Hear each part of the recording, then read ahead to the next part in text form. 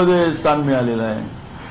तर ही जी परिस्थिती आहे, भाजपसाठी कुठलाही धर्म नाही, कुठली जात नाही, भाजपसाठी सत्ता ही महत्वाची आहे आणि ही सत्ता फक्त मूठभर लोकांसाठी चालवायची, म्हणून अयोध्येची जागा सुद्धा हे जिंकू शकले नाही।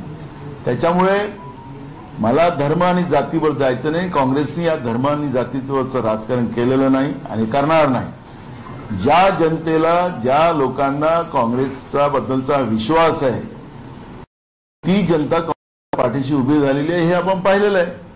त्यामुळे भाजप आज काही विशिष्ट जातीचे लोक सांगत असतील तर म्हणजे सांगायचं तात्पर्य की कालपर्यंत या लोकांनी तुम्हाला मत मारलं तर तुमचे ते समर्थक होते असं म्हणायचं का? पण जिथं हारलंय तिथं भाजप रडते आहे, हे आपण नेहमी पाहिलेलं आहे आणि भाजपचे रडगाणं चालत राहणार आहे। त्याच्यामुळे त्याच्याकडे तुम्ही पण लक्ष करू नका, पण जनतेचे प्रश्न काँग्रेससाठी आणि सगळ्या जाती धर्माला सोबत घेऊन चालणं हे काँग्रेससाठी महत्वाचं आहे आणि काँग्रेस एक पद्धतीचं काम करते आहे। अभिजित वंजारी म्हणतात 288 जागा काँग्रेस लढून नाना बहुला मुख्यमंत्री। मी तुम्हाला सांगितलं की कार्यकर्त्यांच्या भावना स्वाभाविक राहू शकतात। आम्ही 288 जागेवरचं आमचं काम सुरू झालेलं आहे। आम्ही त्या पद्धतीचे आता जिल्हा दौरे पण आमचे सुरू होणार आहेत। मूळ प्रश्न आहे की याच्या मागचा हा उद्देश नाही की 288 जागा ह्या महाविकास आघाडीला कशा जिंकता येतील, हा प्रयत्न आमचा त्या ठिकाणी राहणार आहे। त्यामुळे काँग्रेसच 288 लढेल असं कुठली आमची भूमिका नाही। नाना, हिंदी में बात बताइए कि जिस तरह से 4 सीटों पर अभी चुनाव होने हैं, उसको लेकर आपकी एमबीए में भी कहीं ना कहीं अनबन दिख रही है। आप उद्धव ठाकरे से संपर्क करना चाह रहे थे, आपकी बात नहीं हो पा रही है, क्या एमबीए में अनबन है, कोई नाराजगी है, या उद्धव ठाकरे ने एक तरफा अपना कैंडिडेट खड़ा कर दिया? ऐसी कोई नाराजगी नहीं है और कोई अनबन भी नहीं है। अभी सब सांसद उनको मिल रहे हैं, सब चर्चा हो रही है। मूल सब्जेक्ट है कि बात तो होगी, बात जाएगी कहाँ? आपने संपर्क करने की कोशिश की थी, मातोश्री में बात हुई? नहीं, अभी बात हुई नहीं, हो जाएगी और महाविकास आघाड़ी करके हम लोग काम करेंगे। ये लगता है अगर आप लोग इकट्ठे बैठकर कैंडिडेट तय किए होते तो ज्यादा बेहतर होता। बिल्कुल होता, हम चाहते थे वही, कांग्रेस पार्टी वही चाहती थी कि हम लोग इकट्ठा बैठकर ही ये निर्णय हो। जैसे जो विधायकों से मिल रहे हैं, सांसदों से मिल रहे हैं उद्धव ठाकरे, और इस मुद्दे पर बातचीत करने के लिए आगे नहीं आ रहे हैं, तो इसकी क्या मतलब है? क्या वो जो अकेला लड़ना चाहते हैं चारों सीटों? देखो, कल का दिन हमारे पास है, आज का और रात बाकी है, तो कल के दिन के बाद ही बात करेंगे। मोहन भागवत ने जो बयान दिया है मणिपुर को लेकर, उसे किस तरह से देखते हैं, उस पर क्या?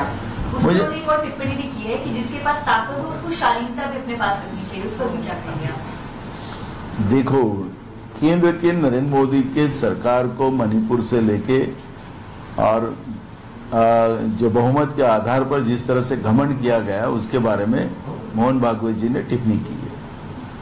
मुझे लगता है कि बीजेपी और आरएसएस, क्योंकि बीजेपी के राष्ट्रीय अध्यक्ष नड्डा जी ने यही कहा था कि हमारे को अब जरूरत नहीं है आरएसएस की, बेफजूल मोहन भागवत जी को क्यों सलाह दे रहे मुझे पता नहीं, लेकिन इनको सलाह देने से भी ये बाज नहीं आएंगे।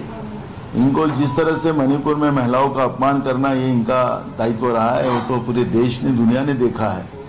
मुझे लगता है कि इस पे बहुत बड़ी चर्चा न होते हुए हमारी आज भूमिका ऐसी है कि किसान परेशान है, युवा परेशान है, गरीब परेशान है, महंगाई की वजह से सब लोग परेशान हैं। इस विषय पे चर्चा हमारे लिए महत्व की है और कांग्रेस उसके लिए काम भी कर रही है। अभी हम लोग राज्यपाल भवन में भी जा रहे हैं और राज्यपाल महोदय जी को हम अवगत भी कराएंगे कि महाराष्ट्र में जो ड्रग माफिया की वजह से क्या परिस्थितियां हैं, ये सब माफिया ये सरकार ने बनाई है, राज्य की तिजोरी कैसे लूटी जाती है, किसानों के नाम से कैसे लूटी जाती है, उसके बारे में भी अवगत कराएंगे। महाराष्ट्र में दुष्काल की स्थिति में किसानों को कोई मदद न मिलने की वजह से किसान कैसे आत्महत्या कर रहे, कितने परसेंटेज में किसानों ने आत्महत्या इस चुनाव के अंदर में की है और कर रहे हैं, तो ये सब बात से हम उनको अवगत कराएंगे।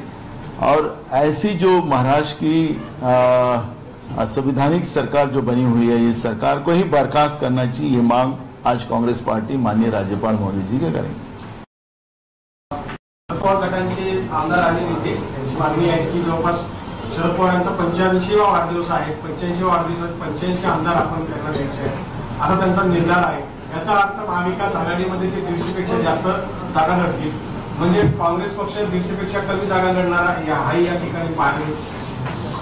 बघा, प्रत्येक कार्यकर्त्यांना वाटतं की आमच्या नेत्याचं कौतुक कसं करावं, त्याच्यावरचं काम केलं जाते. त्याला काय चुकीचं काय, त्याला काही विरोध करायचं कारण नाही आहे. जेव्हा आम्ही लोक सगळे बसू महाविकास आघाडी म्हणून, त्यावेळेस जे काही निर्णय येतील मेरिटच्या आधारावर, त्याच्यावर आम्ही चर्चा करू. आणि मला वाटतं की आपल्या, जसं तुम्ही माझ्याबद्दल बोललात, तर तसं त्यांच्या पक्षातल्या लोकांना वाटतं.